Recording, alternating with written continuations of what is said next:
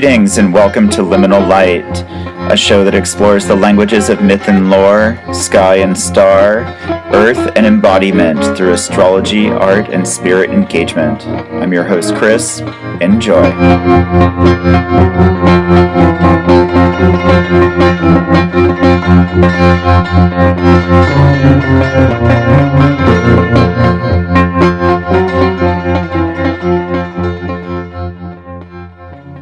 Okay, welcome everybody. I am back once again with my friend Maralie.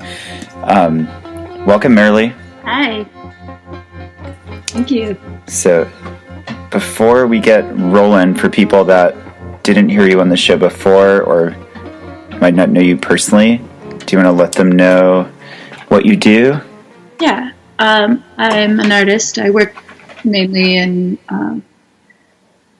audio and video performance, sort of a intermingling of all those at once. And I'm also a adjunct faculty, a college professor, and I teach within the realms of digital art and yeah. Yeah. So some of the stuff we're going to talk about is things that you've introduced to your students at certain points, right? Yeah, although not quite. We're probably not quite at the. We'll be discussing them, but yeah, this is definitely stuff that I've been interested in researching because it fills in so many gaps within digital art and technologies. Yeah, and then just like you said, like being so multimedia oriented in your artistic practice, like in like immersive realities, it's totally looking at like multiplicitous media is definitely like you seem to not shy away from it as much as like some other people might, right? All pistons firing at once. yeah, right. So before we get really rolling, this is kind of like we're reanimating a conversation I was having when I was staying with Maralie about the astrology of now and upcoming and virtual reality in general, and kind of what we're moving into in the material world and in technology. The kind of factors I was going to kind of outline are Uranus's ingress into Taurus, which happened in mid-May of last year, May 15th, 16th, 2018, but then retrograded back into Aries for one last stint, and then is going back into Taurus for the long haul in, I think, March 3rd for 7 years. And where Uranus is, radicalizes and causes the significations of that sign to innovate and revolutionize and get experimental, and it disrupts things and volatilizes them and kind of hot rods them and technologizes things in there. So with Taurus, it's like material culture, things about craft and just pace and like the organic pace and rhythm of the natural world, and fertility and fecundity and things growing. So it's going to be like food.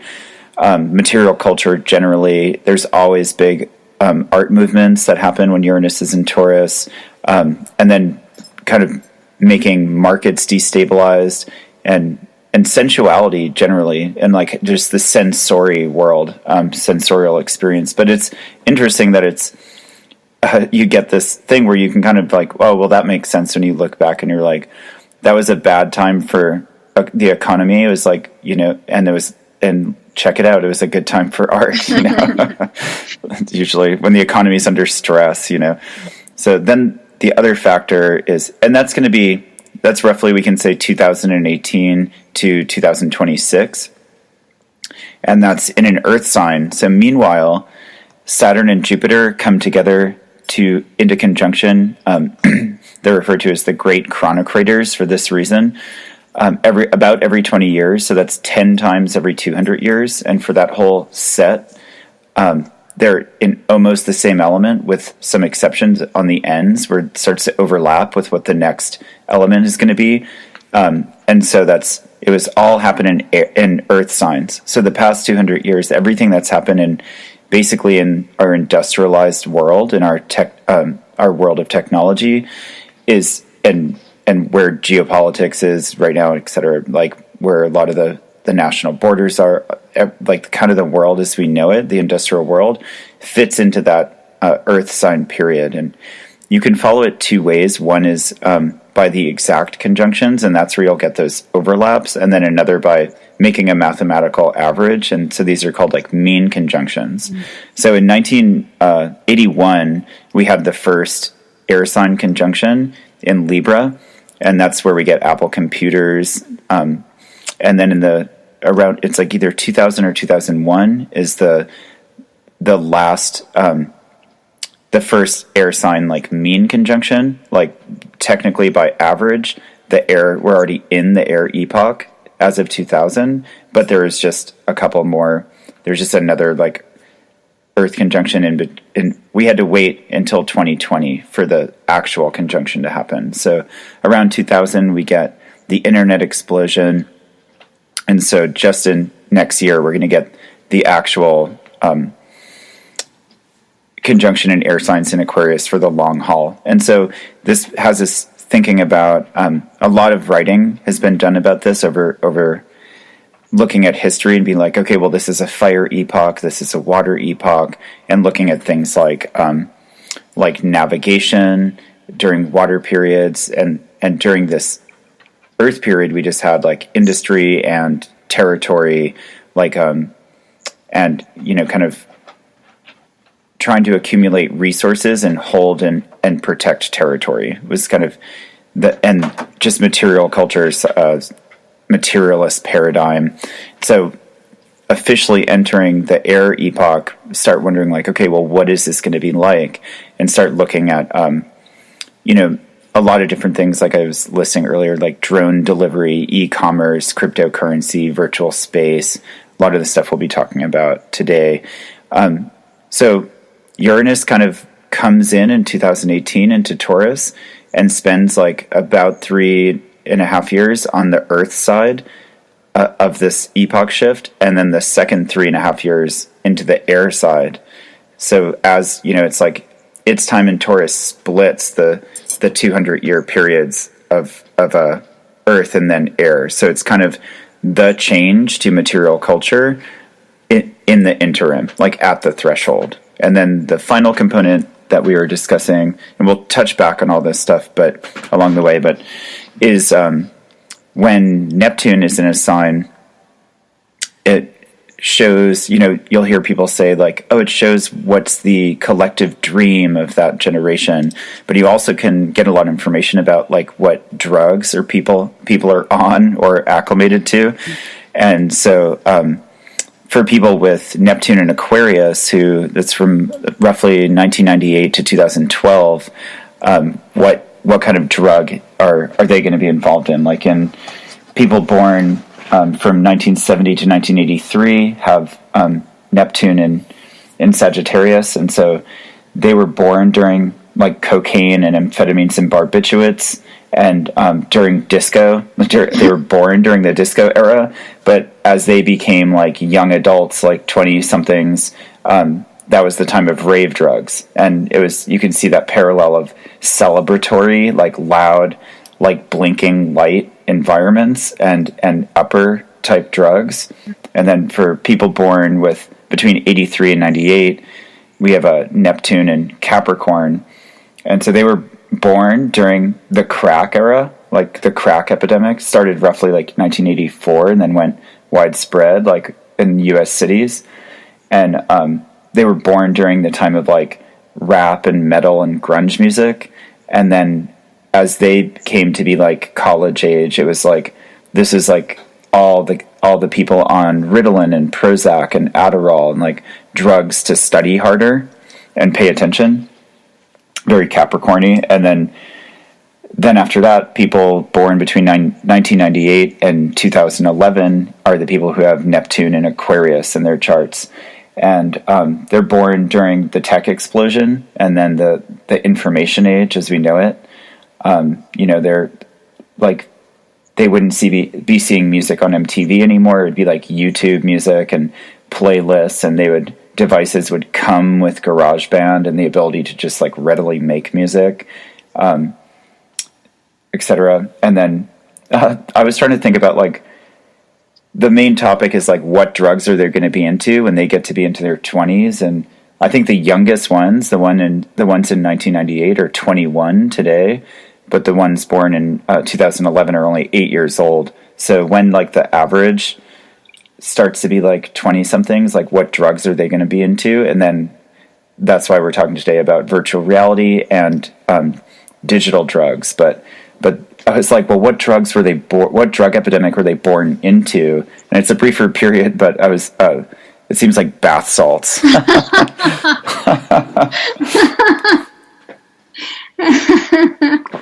That was like the one thing I could like, that was like, that's only in that era, not in another, you know, right. Like, and it is kind of interesting because bath salts make people have a completely disassociated experience.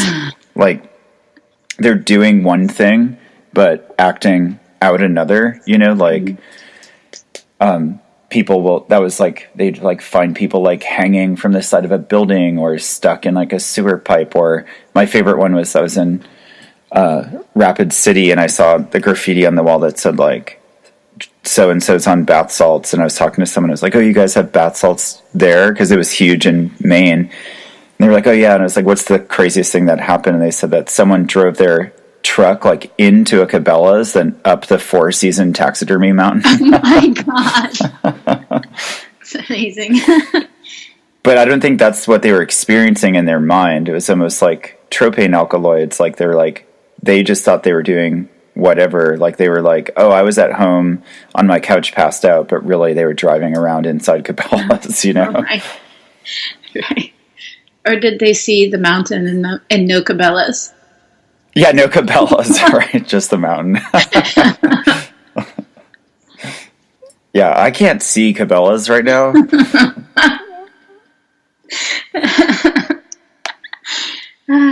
Me either. And then even like, yeah, like bath salts, you know, like it's like it's an immersion experience, you know? Yeah, totally. Yeah, you'd think it'd be more water sign related. Yeah, but it's weird because Aquarius is the water bearer. It's like the one that, it's an air sign that like clouds themselves like bring water. It's like it's the air that brings about the water of Pisces, you know? There we go. Yeah, I think also, you know, not to be that person, it's like, you know, smartphone addiction is real, but smartphone addiction is real, so... Oh, yeah, totally. You know, another drug, and it's like a very understandable segue into like virtual reality. Yeah, totally. Yeah, and wait, go ahead. Just to have this like handheld device that's constantly around that you can just easily transport yourself, or at least transport your attention to something like larger or, you know, somewhat mystical, but also super mundane and connected socially to your like non-avatar life. Yeah, right. Yeah, and I know we've talked about like when you're not the real like transition happening is when there's no longer a screen that you're interacting with, like that the media becomes holographic, right? Possibly like is in the room with you, or you're able to go into an other world with it, you know, where it doesn't require an apparatus that has like a window that you're looking through, you know? Right. Yeah. That you actually forget that you're connected or that you're using a device at all. Yeah. Yeah. Yeah. And I know you had talked about like, when we were talking back and forth, you were kind of like, well, what about when Uranus goes into Gemini? And I thought that was really poignant. We were like, because that could be like twin realities. Yeah. Yeah. So in thinking about, well, we were talking about Adam Gazzaley doing like the the neuroscientist who's looking at, sorry, there's things going on in the room. Okay. His research being like how to work with the mind and work with virtual reality in a sort of medical way? And can you improve the health of the mind? Can you improve or prevent or stave off something like Alzheimer's with virtual reality gaming? And so in thinking about that, the transition into Gemini, I was like, oh, that's actually two realities at the same time, because it's what you're doing virtually is hopefully having some sort of impact on the actual mind and on the actual body.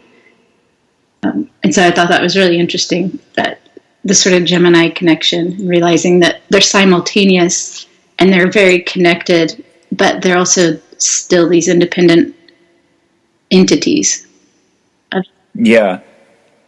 Yeah, and I like how you said, rather than it being like an individual experience, it would be perhaps like immersive and also in connectedness with others. Like when you like go into a virtual reality, like other people are there. You're not just like I feel like with the screen that you look at, like say with the smartphone, like, and it's like a window you're looking through, you get to be a voyeur and you get to like really Uranus and Aries style, like hot rod your own identity and like make your own version of yourself. That's like this like kind of like super powered version of yourself that you can kind of present, like you said, as like your avatar version, Mm-hmm.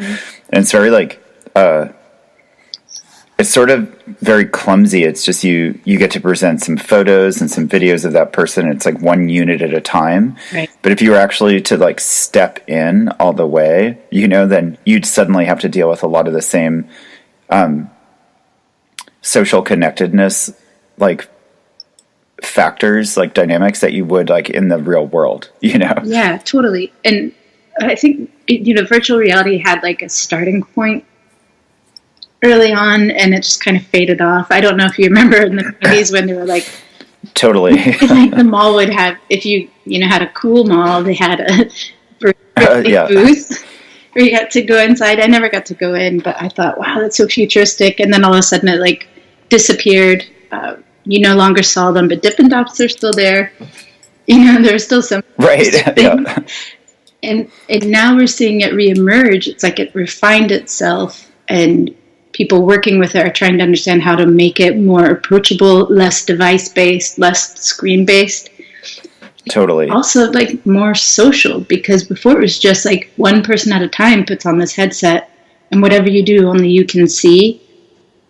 And engineers could see a screen of what you're seeing, but it's not the same as being immersed in it. But it's going to become more social. People will interact with each other in that virtual realm, like just as immersively.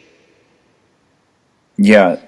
Yeah, and I was surprised to see those same headsets come back, like those like 90s style, like big, like, the giant eye viewer that comes over, and like when they kind of put it back on the commercial market, like either last year or the year before, and they showed like commercial videos of people using it, and it's like even grandpa's using it, and he's like, wow, you got to try this. But I was surprised to see the same thing return. I really was like, oh, that didn't work. People aren't going to want to like have like gloves with like cables coming off of them and like a big helmet on, and like it's like tethered to the wall.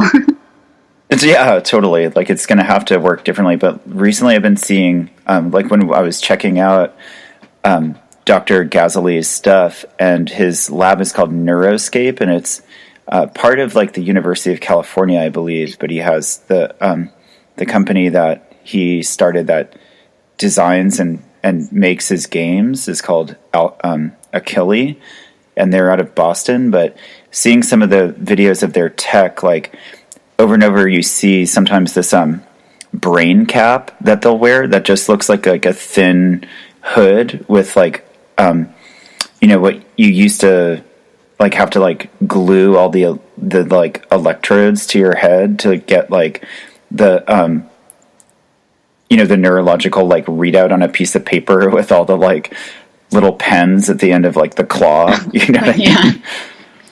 And now it looks like they're just like people don't even have shaved heads or anything. There's just this like thin like cloth with these nodes on it that people are wearing, and they're getting these like EKG results or something from that.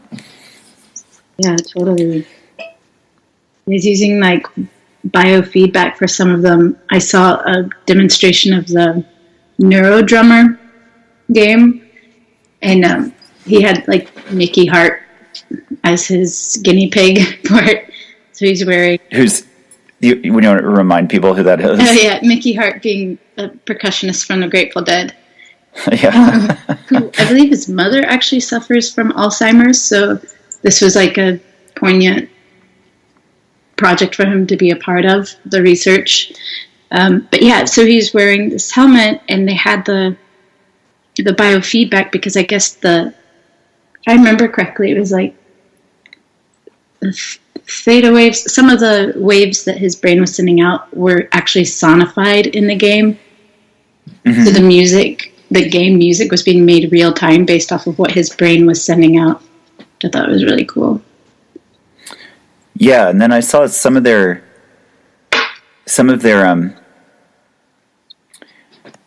they'll do some of their treatments like this. A lot of stuff that they're presenting, you're like, it's for training.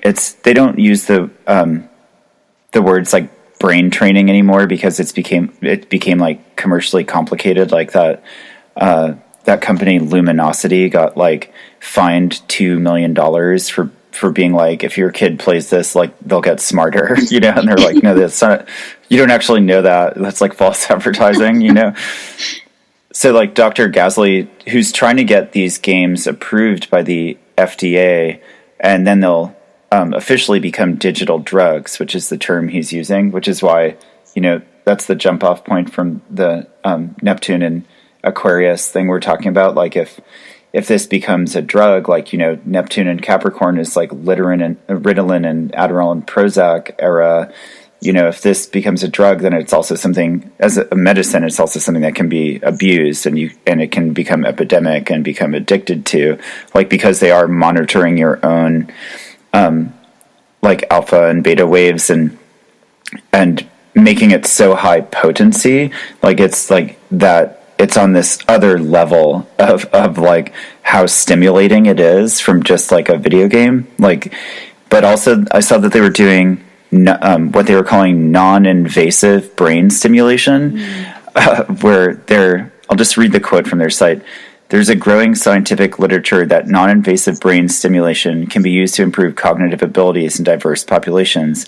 This has been demonstrated with stimulation directly through the scalp using both magnetic fields, transcranial magnetic stimulation, and electrical currents, transcranial direct current stimulation, TDCS, transcranial alternating current stimulation. The neuroscience program's focus on non-invasive brain stimulation current aims to assess if TDCS and TACS applied during engagement in video game training can be used to enhance positive learning effects. So, like, not only are they making these fully immersive, high-potency environments whose own algorithms are based around your natural brain, like alpha and beta waves, and that your own alpha and beta waves are being, like you said, for instance, sonified or made part of the input of stimulation within the game itself. But at the same time, there also can be like putting like electric and magnetic stimulation on your scalp and skull, and like adding more input that way. So at that, they word it all like it looks nice and it looks like very therapeutic, but if you start to sit back and like digest that, like it's definitely, I don't think anyone's been there yet, Yeah, it's pretty fascinating.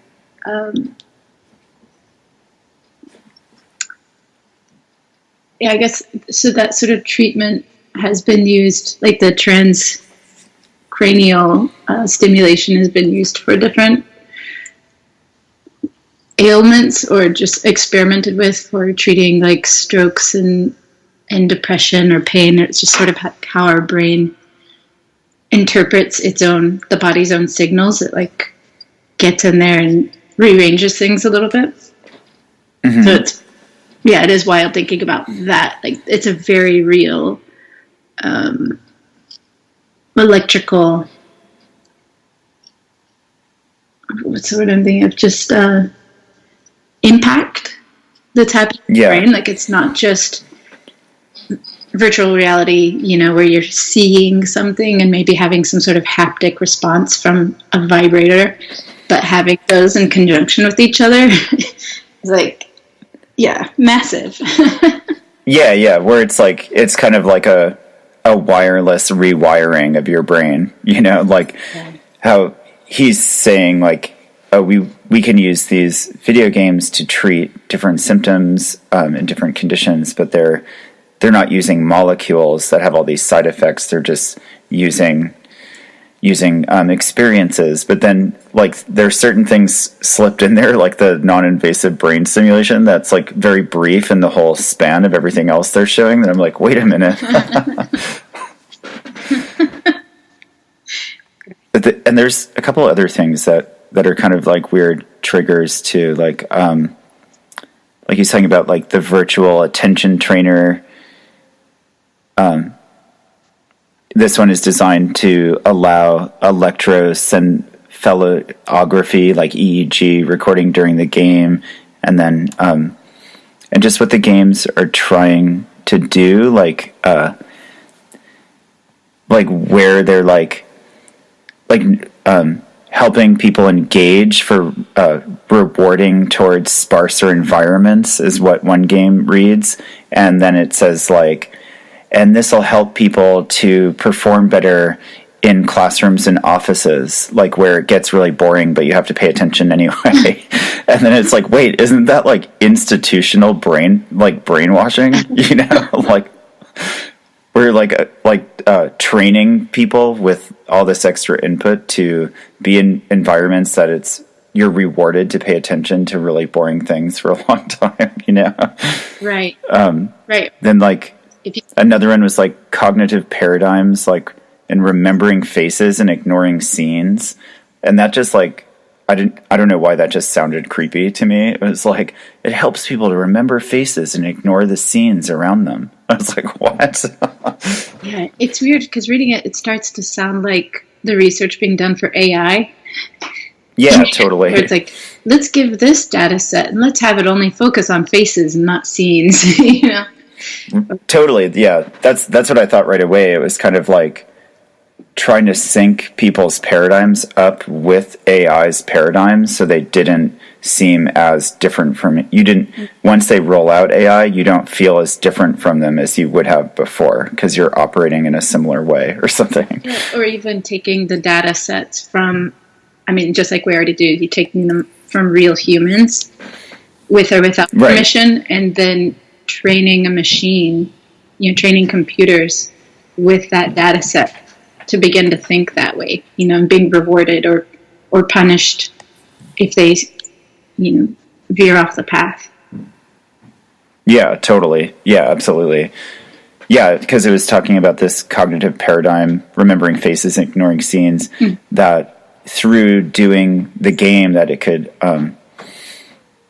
that it collects data from mobile devices and watches and those like EEG caps that I was just wondering if people are just going to start wearing them. Like if it's like, they're just going to be like, become fashionable, Yeah, that remains to be seen. Google Glass never took off.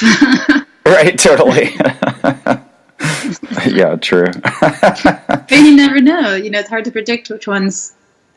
Because it's not just what it looks like, it's like what it actually offers people and if they feel like it's worth it and if the price point is correct, Yeah. Yeah, it was just, seeing it, I was like, this looks pretty funky, but I could totally imagine this on the runway in like no time, Oh my God, have you seen those, there's these headpieces it's like traditional Dutch headdresses for women, and they look so cybernetic. It's so sick. It's like a headband with like a small silver square that's protruding from the front of the head, almost like a Google Glass or something. But this is like, maybe 19th century. So I'm not exactly sure when they come from. I wish I knew what they were called, but I remember seeing images of it years ago in this like costumes of the culture, or costumes of cultures around the world book. And that has never left my mind. I was like, this is so futuristic. And I don't know that it had any sort of function, like maybe it blocked sunlight.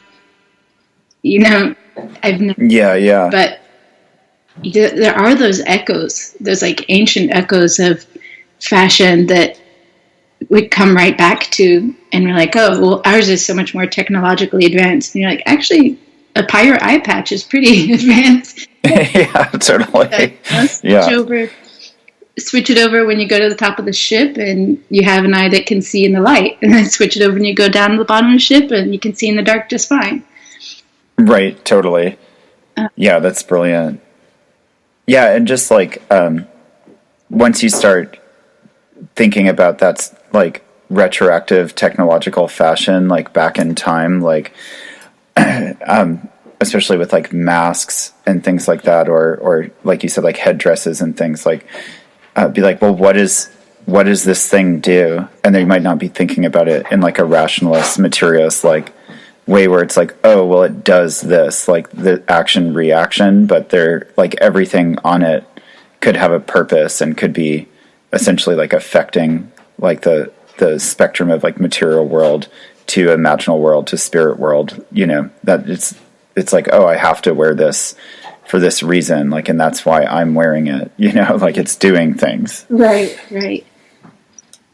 Or any kind of jewelry or costume at all, Totally. And then there's the other side of it that gets like, where we get sort of enamored with a certain function that we forget of the reality of that function, or just its like base level abilities. I had the other day, somebody saw me texting with my gloves on, and they're like, oh, are those conductive gloves? I was like, no. Like, how does your screen work? I was like, these are real leather gloves, so it's like real skin is still touching the screen. Oh, wow. And they're like, oh, okay, right. It's like there's no whoa, it's like, yeah, I didn't realize that. Yeah.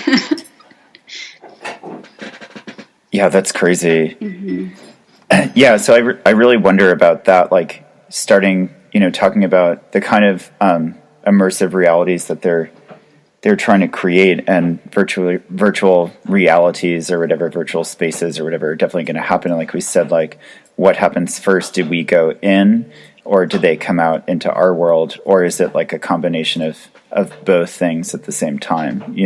Like some, and then the two just beginning to merge more and more. Like, yeah, I think, seeing it in material culture, like seeing it in fashion, or will be some of those like first steps to where certain things are allowed to be on either side. Like when you can take your leather glove into the virtual world, or you can wear your like EEG cap like while you're out to dinner, Right. But then they're just like the first kind of cracks and leaks for something that's a lot bigger, to where you're like, you wake up in the morning and maybe you have like a holographic router, like you would a wireless router, and you can just open up screens in your house, and you can have like, you don't even need like as much decoration for your house, because some of it is just like holograph, and you can change it all you want, and you have like overlays over your own body, or you have games that you're playing in the room and other players, and maybe if there are these like EEG caps and things like that you're like you can feel physical sensations that are only happening within the virtual sphere, but they're transferring to your physical body, like as sensory stimuli, like where the line between one reality and another can like really start to fade really quickly, Right. Yeah, there's I've been seeing advertisements for a smart mirror, which is one of my. Oh, yeah. I've been hoping that never gets made, but lo and behold, there's now these mirrors where you could look in, and I don't even know if it's all based on like what your body looks like, or if you put in certain, if you have to touch it and it reads your vitals, and I don't. Wow. I'm honestly like, it's just not for me. Yeah. Yeah. Like a mirror enough is like, it's bad enough, just a standalone mirror, but to have it connected with what your body is supposedly doing, or like the datification of what your body is doing and feeling and experiencing, how it's growing and aging. Like, I just don't want that shot back at me. Right. Totally. Yeah. Yeah. It's like, pretty much the same thing that happens when you look in the mirror on acid, right? And like why we're so afraid of it, Totally. I've actually never done that. Yeah. I've heard, yeah. Well, it's like kind of like the warning of like the narcissist like myth, and it's more than just about like falling in love with your reflection, but just getting hypnotized by the mirror, Right. Yeah. And and having it be able to have a hold over you, that's really frightening. One thing I was thinking about was one of the games that Dr. Gasly has I think it's still under development, but it's called Labyrinth, and it's like you have like the headset on, and you're in like a fully immersive like cityscape, and it's about trying to like navigate around the city. And I guess maybe on the first levels you get to just walk around and check stuff out, and then it starts challenging you to like find the most efficient route from one place to another, which is just funny that it's basically just like the like technological fix for what like Google Maps has done to us. It's like, now you do it without that. Right. And that like that will offset like Alzheimer's like symptoms, and you're just like, oh yeah, well, what if we just like didn't use that, but then on the video I watched, like it says like, and then there's real things thrown in the grid-like cityscape, like Starbucks and Chase Bank. Like super real things like that, There's real things you can't ever seem to get away from. Yeah, right. Let's build them into our new virtual environments. Totally, yeah. Like what are we going to take with us? Like our leather gloves or our Starbucks? Like, yeah. But yeah, it just made me think a lot about, which something I've been thinking about a lot recently is like foraging and tracking, and that's, I feel like that's going to be a big part of what happens with Uranus and in Taurus as well. Like, as we get possibly like cryptocurrencies that can monitor what we value better than money. We're like, this much money is like how much it costs to get into this music show. But that same amount of money buys you this many Snickers bars, which buys you a fraction of an automobile, like we're like this ability to have multiple realities, and just to think multiplicitously, like they're like, oh, there's lots of different value systems. There's not just like a standard currency value. There's many different currencies, which I think is like maybe what is going to happen, rather than like people being like, oh, what is cryptocurrency? It's just digital money. But it'll be like, oh, there's everything that there's value for has its own currency, and then like 3D printing, like being able to like make any form that you desire. And then, what's going to happen with like kind of the end of binaries in general, like when we have like a generally multiplicitous reality in currency and gender and spatial experience and sensory experience, that like we won't see things in a binary way. And even like dualistic morality theologies will kind of fade. But at the same time of all this happening, because it's still Uranus in an Earth sign, we might see like as material culture changes, it's also going to be about like rewilding and about ecological technologies and kind of like retro, trying to stuff that's like retroactive, like technologies like leaves that like, artificial leaves that suck in carbon and things like this, on a large scale, and a lot of the labor force who aren't working in factories anymore when it's AI and robots and 3D printing, mostly making things like having like giant full scale, like almost like permaculture-esque, like ecological reform kind of agencies and rewilding on a large scale, but that people will more like resource sharing, how like, younger people more into sharing resources than owning them. That this ability to go into wild space and track and forage becoming like of great appreciation and great material value. And a lot of the stuff that seems to be like virtual reality is definitely happening, but some of the stuff that might seem like a fix coming from that direction might also be engaged in real reality, but and is like, could we just, is the medicine already there without the virtual component? Like, could you just like have your doctor prescribe like foraging herbs as like your treatment for Alzheimer's, Well, I mean, that's back to that Gemini theme, right? Because that is happening. Now we're seeing, there's also this push for forest bathing for stress reduction, It's like a push to make it a legit thing to prescribe for a doctor to say, you should go walk in the forest for an hour, by yourself without a device. We're seeing things actually having the same kind of push simultaneously.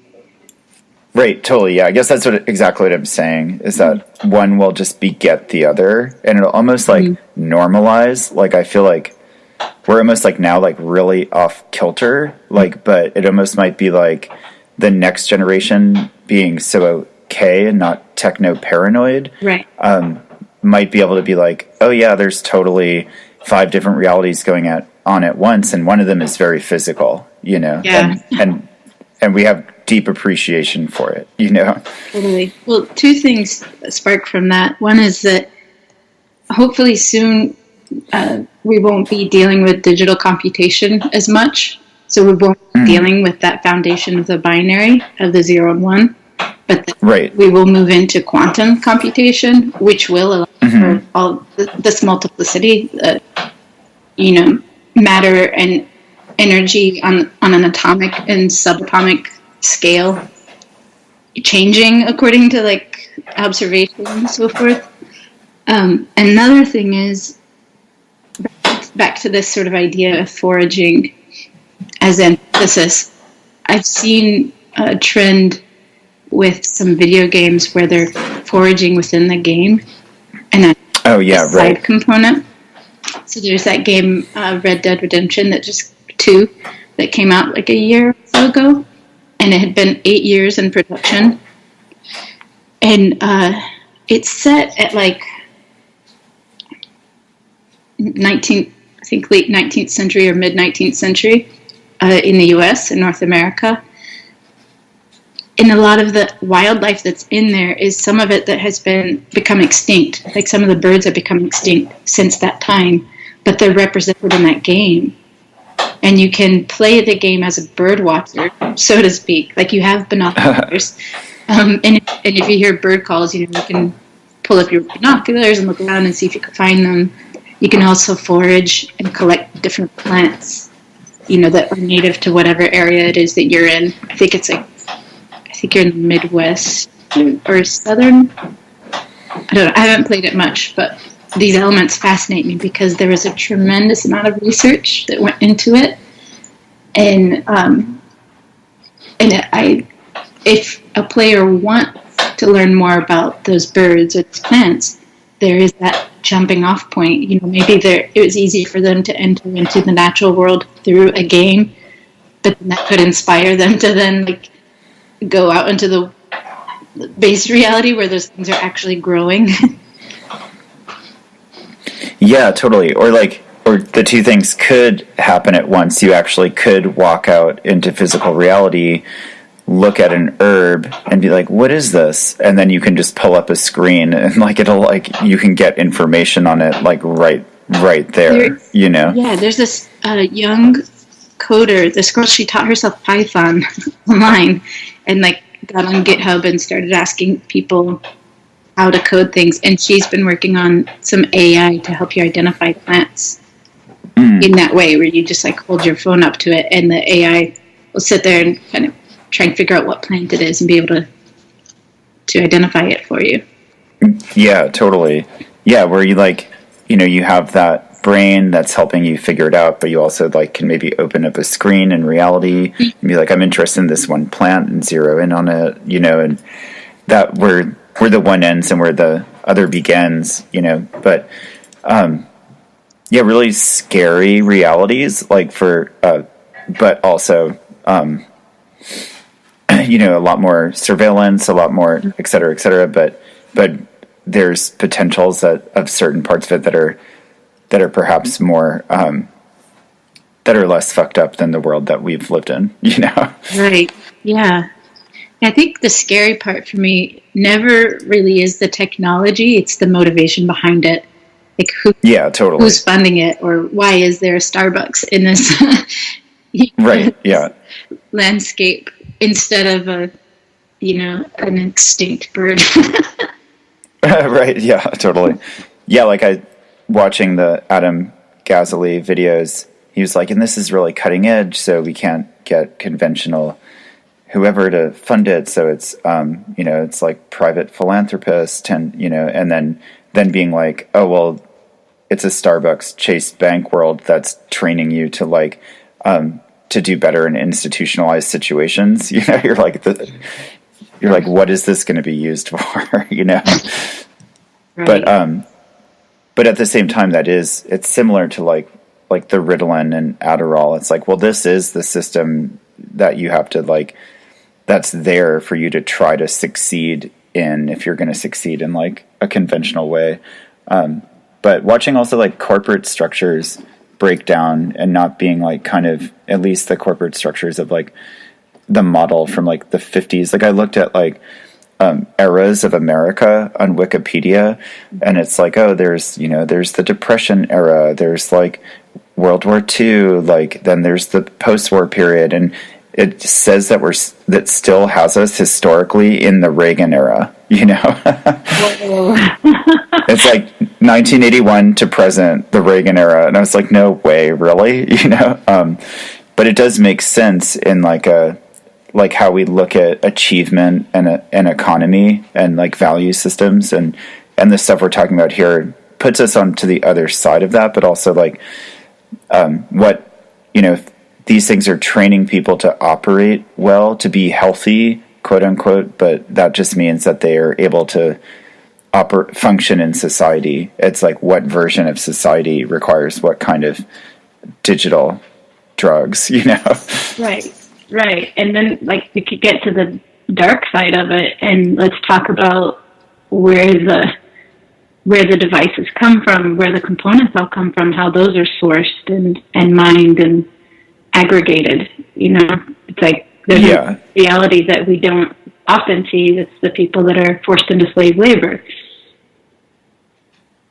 And weren't you were talking before about people in Africa where they're mining very particular minerals for smartphones, like making art with older versions of phones. Right. I gotta think about his name for a sec. The performance artist from the Republic of Congo who works with these sort of discarded technologies in describing, or in sort of like dealing with that relationship of the coltan sourcing that happens there. Let me look up his name. Sorry, I don't have it in front of me. Yeah, no problem. Yeah, that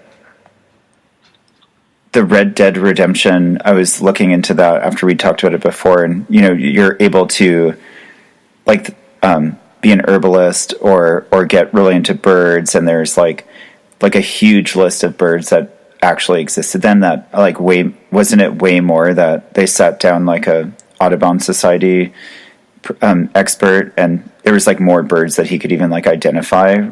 It was like that. There are more that thorough birds on his list that were represented in the game than he saw in the game, but some of them he heard their calls. But he's like, if I'd spent longer, I probably would have seen all of them.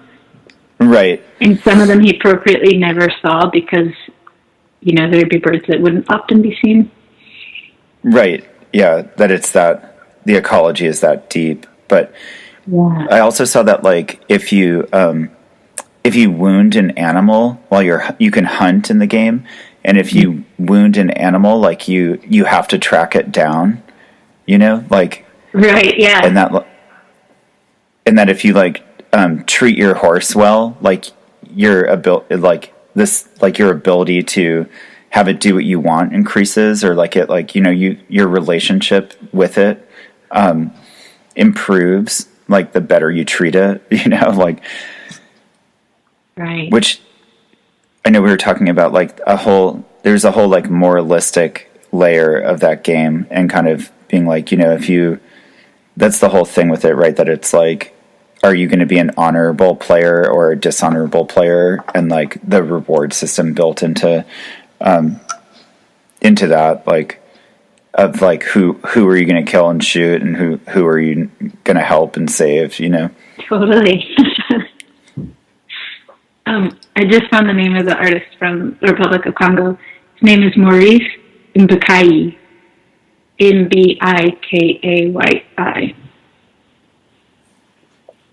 And he calls it junk technology. And it's full on performance? Yeah, it's like performance and costume. He talks about the unequal trade in colonization and slave wage labor or low wage labor, and the ecological catastrophe that's sort of hidden by the glossy veneer from Silicon Valley. Yeah. We are on the side of the mirror that gets the gloss because of where we happen to live, and because of the companies that are here, we get to benefit from their spoils. But he's presenting another side of it, where he's like, on the other end, but this is, it's like 80%, or somewhere around, definitely over half, but about 80% of the world's supply of coltan comes from the Democratic Republic of Congo. Wow. So you can imagine, if you take any one place in the globe that has a resource, an abundant resource, and you imagine the impact of something like personal computers has had, and how many people use them, and the push for everybody to have them and use them, and then put that sort of strain on one location in the globe, it's insane. But it's to me it's unfathomable, because I've never been there and I haven't suffered that side of it, but it's real. So again, this idea of multiple realities at once. Right, totally. Yeah, that you might navigate yourself into like a darker reality, or it might be barred from you, but also that, in a world that, at least in some part, is trying to decolonize, that it looks like a growing priority to, and it falls in with like what happens after the end of this like Jupiter and Saturn conjunction Earth epoch that's about resource raping and territory holding. Mm-hmm. Like, what's the next trend in technology at all? Like, that if it's more and more non-material, and like right now it requires like still these devices and these objects, but I mean, I think that's the thing that we can barely fathom yet. Like when they start explaining to us that, you're like, well, where's the transmitter? Where's the receiver? Where's the thing? Where's the computer? And they're like, oh, well, we don't actually need anything physical to do this, where it starts getting really strange and taking off in a different direction, Right. Yeah, and this idea of the immateriality of things, or that like growing non-material sort of air sign aspect. We have cryptocurrency, there's blockchain, but when we think about other kinds of currencies, like this whole Instagram influencer, it's a completely new currency. It's still based off of an old model, but you have these people that reach some sort of social acclaim on Instagram, and they have what's called influence. But then now we're starting to see companies like part of the old world, like coming in and that again, or like asking them basically for their social or Instagram currency, all their followers, and that attention to then make more money off of that. Yeah, I can totally see that, like the amount of followers you have being eventually rooted to your actual bank account, or that is your bank account, like your ability to access not funds, but your ability to access more experiences other than what's provided for you by, like, you're monitored to like when you need new clothing or furniture, and it's just delivered by drone. And then anything outside of that, just those basics, is stuff that you have access to, depending on how popular like you are as far as followers. But that reflects like how much people value your what you create and what you output, and that being kind of more part of the hustle, like rather than having to like that you can't, there is like an independence in it, like that you can create an autonomy of like you can create whatever you want, but you're still can only create like what will be valued by like a larger value system, but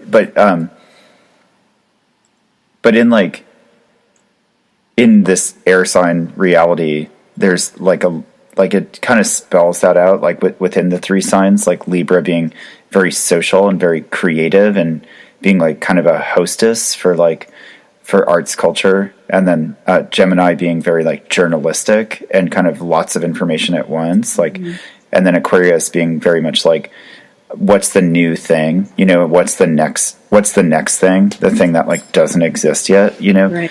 That those are kind of like the three directions you can go. Like you can like hosting culture, like media, media culture, and then kind of like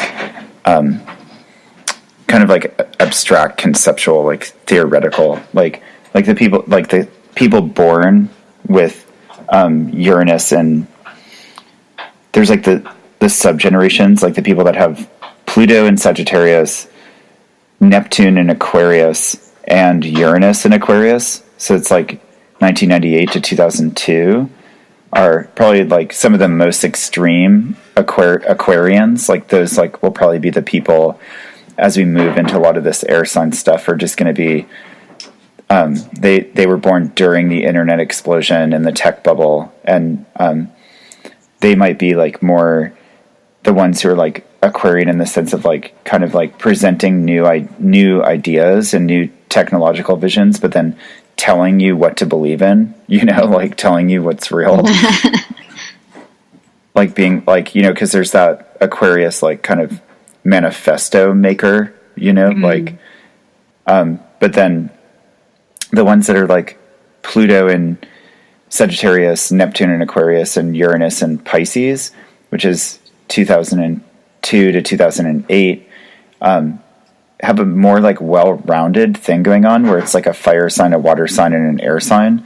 And it is worth noting that it lacks an earth sign, but that they have two Jupiter signs, like two Jupiter-ruled signs. They're like the Pluto in Sagittarius and the Uranus in Pisces.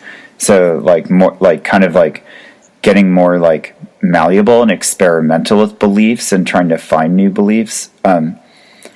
and this might be like where you really start seeing like the technological drug, like it's this generation, you know. So when they're like in their 20s, because the people born now, while Neptune is in Pisces, it makes sense that like while Neptune is in Pisces, it's like a lot of drug legalization, but also opioid like epidemic. It's like very Pisces. But yeah, it's like the two overlaying on each other, like which ones are in your birth chart and then what's going on now. And you see them making squares and sextiles to each other. And that's when things pop a lot of times. Like when the people who have like Uranus and Pisces in their chart get to the point where they have like that Uranus and like square to their natal chart. That's like when like an event happens, and that's like when they're teenagers, you know. But yeah, sorry, I went on kind of a tangent there. That's cool. I was just kind of thinking back to the sort of idea of currency too, or like social credit, had me thinking about what's been happening in Japan for the past couple of years, definitely in the last year, where the app is called like Open Sesame, or is it Sesame Credit. It's like this app where people can buy things and sell things or whatever. It's like used as basically a wallet. You can do everything through it, like, you know, pay for your taxi cab and all that sort of stuff through it. But all the data that's being collected through there, people are being ranged and given scores. And so there's this system emerging. It's voluntary right now, but the Chinese government has this social credit system where criminal behavior and financial, like being in debt financially, will give you low scores, and you will then be penalized for it or restricted from things like, buying an airline ticket or something like that. So, yeah. Yeah, totally. Yeah, and I think in a world where they're trying, where right now we're kind of like, people are like, it's maybe a more ecologically sound thing to just vacation in your own local area, where everyone still wants to like fly on airplanes, but we know that flying on airplanes should be limited, like these kind of ways that that governments, I guess, or will come up with like limiting people's experiences based on like their own, trying to say like, well, it's your fault. Like look at the things you did. That's like, that reflects like your ability to have some of these resources, which like not everyone can have this stuff, but it might be a different marker than just being able to afford it or not, right.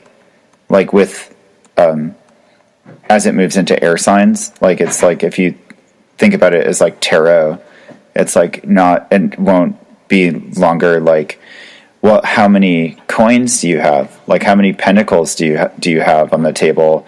It'll be like, well, how creative are you? You know? Right. With still like an element of like, how well can you follow along and just like not fuck up, Mm-hmm. But yeah. Well, and wouldn't that even be, would the Saturn conjunct Jupiter influence that in a certain way, like that, keeping the sort of, there's an expansion, but within these limitations. Yeah, totally. Yeah, exactly. Yeah, and I think that's a lot of what that cycle is about, is like periods of over-optimism and periods of like over-conservatism, and then when things are actually able to like move forward is something that's stable enough to happen. It's a mixture of Jupiter and Saturn, It's like, oh, well, I believe this is going to work, and I feel like, I believe in it, I'm behind it, but I also am careful with it, and I know that it has limits. And so I think that's like what that cycle does kind of represent, their role in act and manifestation that's like meaningful and stable. That's why you can pull back and be like, use that tracking system to be kind of like, oh, here's where all the changes are, rather than see the things that are wild mutations, that stuff came out of the gate too fast and things got really fucked up, or things got pulled back, like all the pieces got pulled away because people got scared, or those don't reflect like as much like like virtual reality headsets coming out in the early 90s or whatever, Right.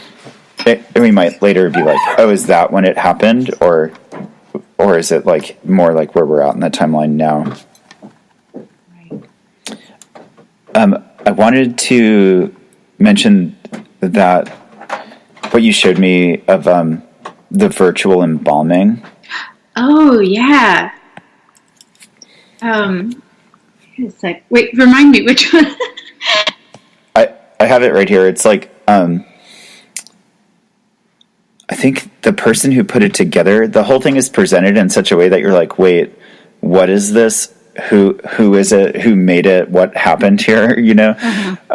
But it's called Virtual Embalming, and the guy who made it is Frederick Heyman, and it looks like he has 3 artists kind of like curate their own kind of like how they'd be remembered forever in a kind of like virtual space. Yeah. And it's Isabella Hubert, Kim Pierce, and Michelle Lemmy, and then they kind of like, you can't tell if it's like an installation piece and everything is like 3D printed, and it's like these kind of like statue versions of themselves. But as you watch it, you're like, no, wait, this isn't like false reality in that sense. It's actually all digital, and it's like an animation sort of, but it's photographic. It's almost like maybe they set up the scene and filmed some of it, but then added more through animation. So it's very confusing, like what you're looking at. It definitely pushes the boundaries of like, am I looking at like an artificial reality, like a physical artificial reality, or a digital artificial reality, or is this reality? Right. Yeah. Oh, you could get so lost in those images. I want to think that it's in a 3D environment, because when you look closely at it, the texture is so considered. He does such a great job with all those details. Uh-huh. The human forms obviously look like the people they're representing. So is it, did he build these, did he sculpt these 3D forms and then add a mesh that's informed by how the person actually looks? And then there's some process photos where it actually looks like he built a part of the installation in studio, but then put that photo in this 3D space. Yeah, totally. Yeah, and I think that's one of the things we'll see more of, like with 3D printing and with virtual reality and with like holographic media, is like being like where you can experience the same thing in those multiple different versions. Like you can hang out, you can go to the space and touch the stuff. You can like be in a completely fake version of the space, just laying in your bed, or you can kind of like there's kind of in between states of that, where you're in embellished spaces, like embellished physical spaces, Yeah. But yeah, and then what the question that he asked them was, how do you want to be remembered in the future? And then it's kind of like they're like kind of eternal digital memorials that they made, they self-curated for themselves, and then they kind of speak about it. But yeah, it's definitely like, made me wonder about one thing I keep wondering about virtual reality and AI is like how readily it is to be haunted, like if you can speak with like a spirit, with a pendulum, or a Ouija board, readily anytime you want, like when you have a situation set up that has kind of like an ambiguous physical space and like an intelligence that's kind of reading you for cues to figure out how to act to you, like how easily it would be to kind of call a spirit into that space, and how easily like spirits might be attracted to those kind of spaces and intelligence kind of templates, you know? Right. And are we going to see a subset of spirits that are attracted to that because they experience some of those technologies in their lifetime? Right. Yeah, totally. Yeah. Like as like dead people. Yeah. Yeah, then I was imagining like how close, even like now, sort of, it could be for, this kind of Philip K. Dick reality that like only 15, 20 years ago, you remember like sitting around and reading a Philip K. Dick book, and it's like, oh, it's an agency that preserves the intelligence of your actual deceased relative, and you can speak to them for a limited amount of time through this computer interface that's kind of like a virtual reality experience. And you're like, wow, that's so insane. And then I was thinking about that after watching the Virtual Embalming, and I was like, you could actually probably do that like today, like you could take like a necromancer or a medium and team them up with someone like Gazali, or even like a protege, like someone who just worked, someone who just like had a little like of that tech running on some computer, and you could probably make that like project just go off like immediately and be like, okay, well, let's start actually talking to your dead relatives. Yeah, totally. Yeah, we know that because if they've been online at all and have any sort of like social media data on them, then that's a very easy thing to just pop into AI, Yeah, totally. Spit back some things that seem like level. And even if they're older than that, like if you can get them to speak through like playing cards, right? Like, yeah, I mean, we can already get them to speak through tape recordings and video recordings, Yeah. So it's not that. You're right. It's not that far of a leap. It's today. Yeah. Which made me wonder if it's already happening, and also made me wonder if that's what I should be doing right now. Well, I think we need to talk some more offline. yeah, totally. About this.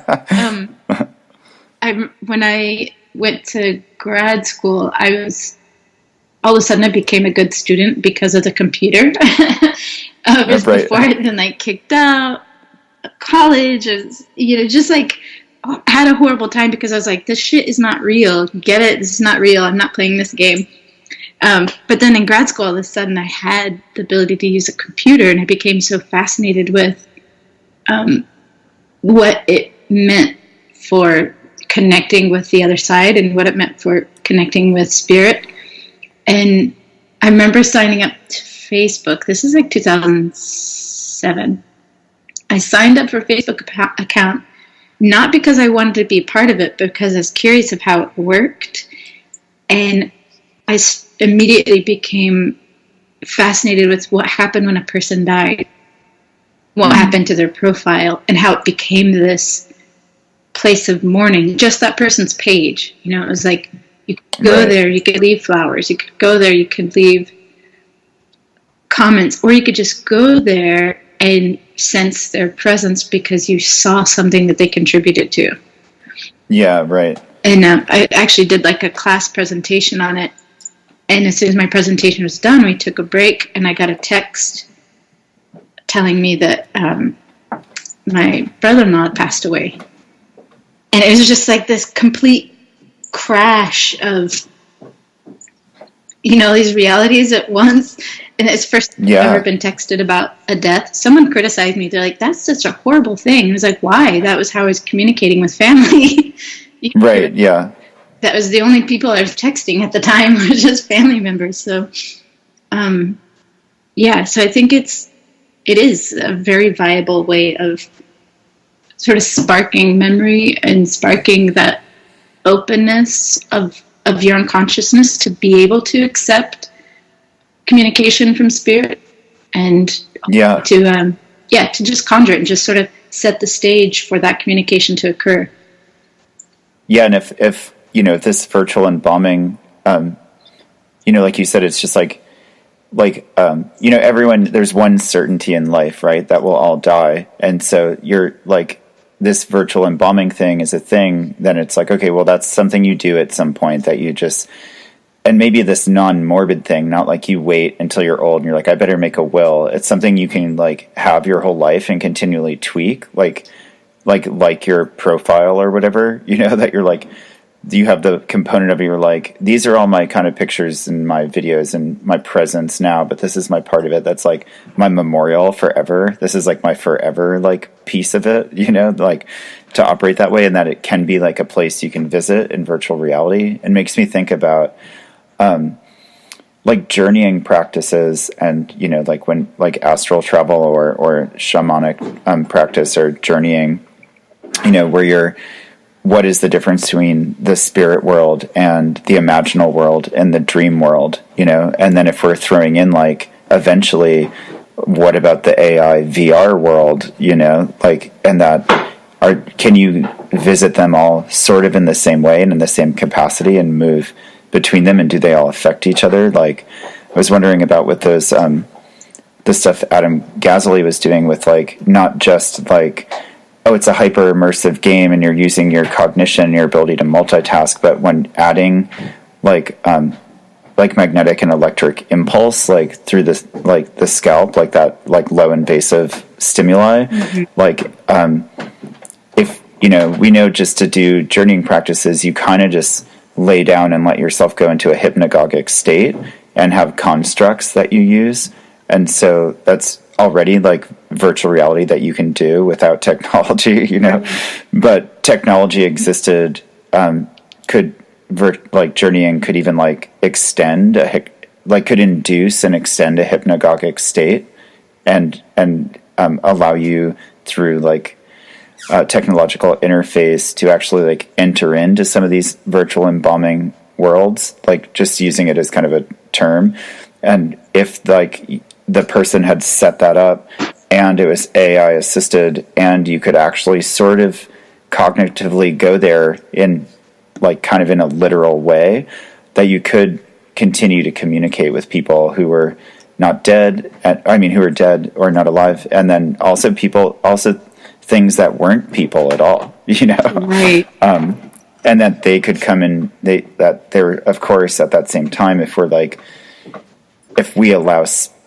we extend those worlds into this world through similar technologies like AI and 3D printing and et cetera, like soft robotics or whatever we're talking about here, like holographs, et cetera, like that, how much agency they have and how much more interaction between the two starts to exist. Like if you think about like the spirits of the grimoires say, and like the being originally conceptualized, if you follow the tradition backwards to when it's multiple things at once, it's not one thing, as often happens when you go backwards in history, but the fallen angels being responsible for teaching civilization to humankind, like even alchemy and building things and astrology and social arts, but also even like cosmetics and like so essentially like costumery, being like decorating yourself and building things and commerce, and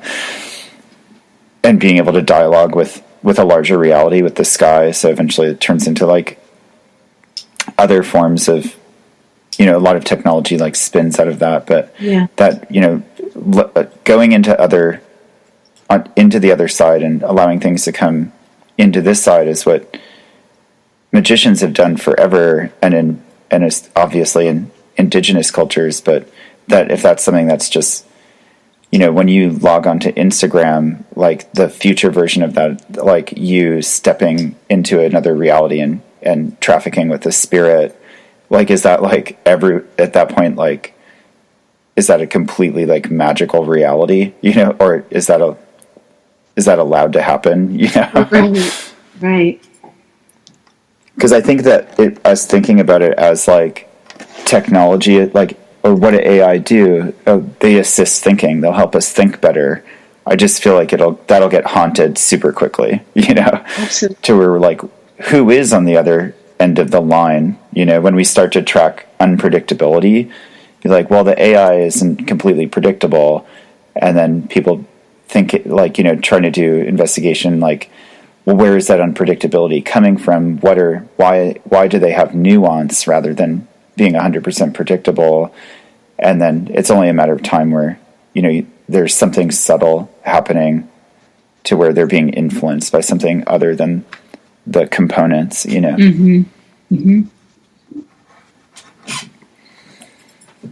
Oof, yeah. Just bringing to mind a few things.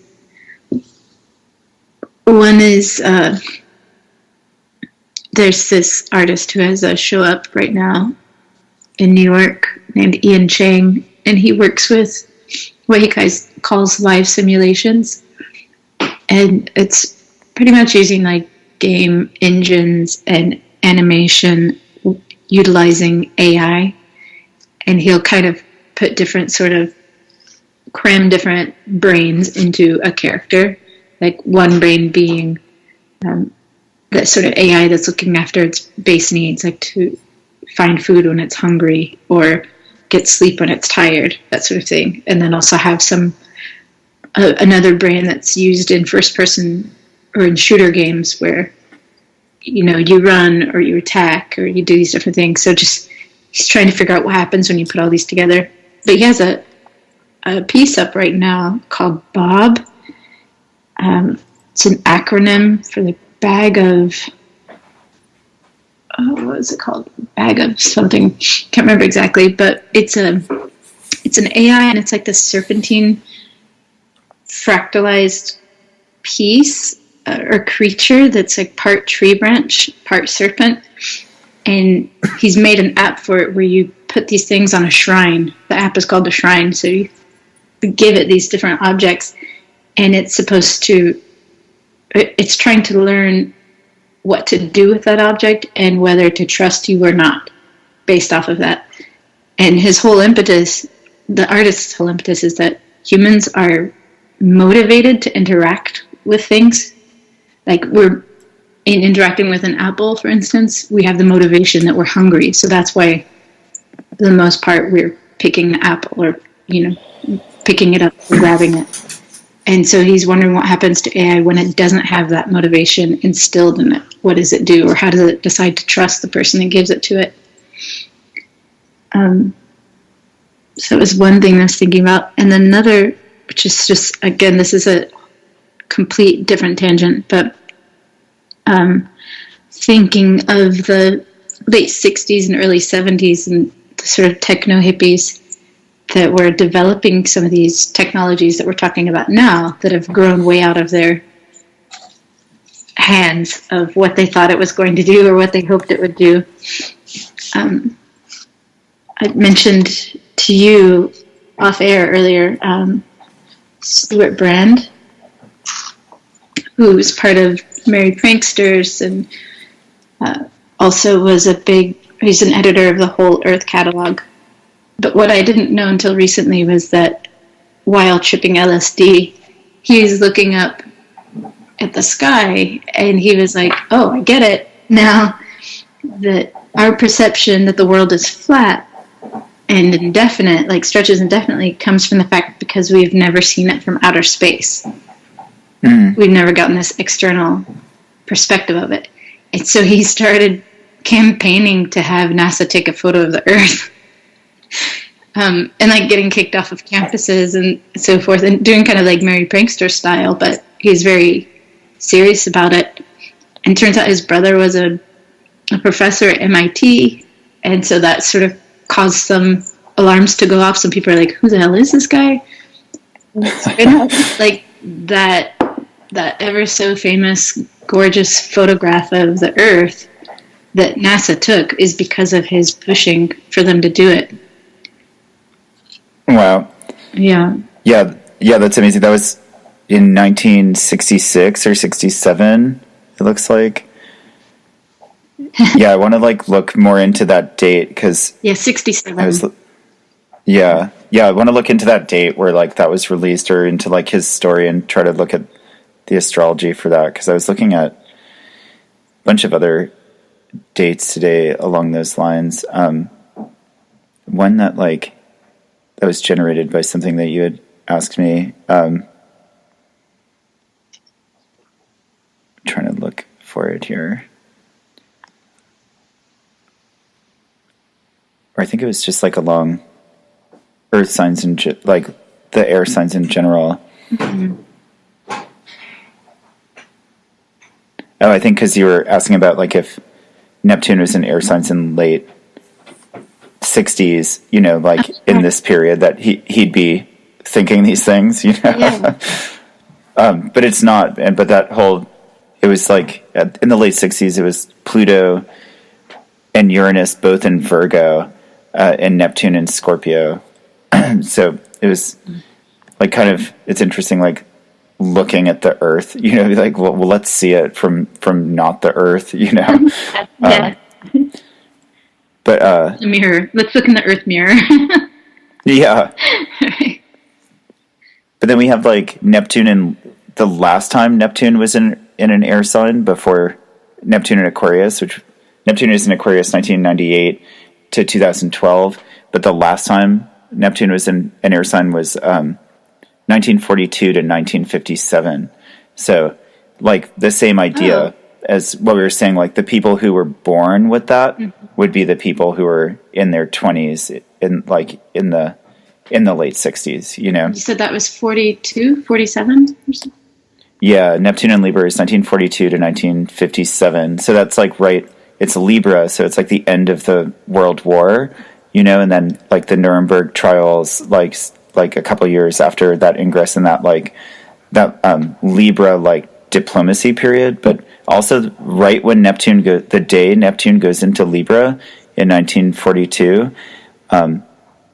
is the first object reaches space on October 3rd of 1942. The first A4 rocket is successfully launched from the test stand in Germany. I mean, it's the first thing that we launched into space. Right. Yeah. So that's the other whole dimension of this, is like, which we haven't gone into at all. This has just been about virtual reality, but this like space program, like multi-planetary kind of species thing is likely to happen. Like the moon conjoins Neptune like a couple months later. So it's like the second time I think the moon conjoins Neptune after being in an air sign is initiates the first self-sustaining nuclear chain reaction. And the Manhattan Project, and they send back the coded message: the Italian navigator has landed in the New World. Dang. Yeah. And then there's like what's the other? There's another one just like this, like, oh yeah, and then we also have like an event like on September 2nd, 1945, with Jupiter just ingresses Libra, where Uranus is, and the moment the two shared the sign together, where Neptune is, like Jupiter comes in and is going to conjoin Neptune in Libra. So it's a few years after, like, Neptune being in Libra, but like it's, Jupiter being in a sign for 13 months finally catches up with Neptune there. And that's right when we get the Arthur C. Clarke puts forward the first idea for the geosynchronous communication satellite in Wireless World magazine. Yeah. Totally. So there's definitely a lot of like, when stuff's in air signs, you see that like space communications, like space in more senses than just outer space, is like we've been demonstrating, Right. A lot of like the foundational or like landmark moments in technology occurred in that time that made computation and the internet possible in the 90s and 2000s and now. Yeah, totally. Yeah, it all seems to happen in air signs, and then totally. That's so fascinating. Yeah, it was like 1948 when the transistor, as we know it, as like being this miniature component, was created and became available, and that was how we were able to shrink computers down from a large ass room into like these smaller personal components. And satellites, like integrated circuits and all of that made that possible. Like that photograph could not have been taken in the 70s had these chips and transistors and components been created or shrunken down in the 40s, 50s, and 60s. Yeah, totally. Yeah, so there's a lot of stuff to sift through there, like if you start getting into like that kind of wormhole. But Yeah. probably should wrap it up. But I just wanted to like kind of, when we were talking about like going into these spaces and being able to be like sustained into these spaces, and like what if like you can actually interact with spirits there, people who are dead or people who were never human, or et cetera, and like how possible that could be in even right now. Like I was just made me start thinking about at that point how possible, like how close are we to like time travel experiences, you know, like if you might be like eerily closer than you think, if like the parameters that get taken away of what's stopping you from having a conversation with your great grandmother right now, like you're like, oh, it's not too far away to realize you're like, oh, wait a minute, we actually can experience multiple times at once, you know? Right. Yeah. But yeah, maybe more for another episode. But thanks for coming back on and chatting with me, and definitely we should just keep this rolling every once in a while, like come back on and talk about art and technology. Yeah, definitely. Yeah, I feel bad. I realize we haven't even, I mean, there's so many ways to branch off of this and tangent off, but that we didn't even touch on our toe with even the term virtual reality, but Oh yeah. Yeah. but yeah, it's so large, and thank you for having me on again. Yeah, for sure. We should definitely continue this, and I want to kind of try to have like this person is my correspondent on this topic, and so as much as you want to talk about this stuff. Yeah, definitely.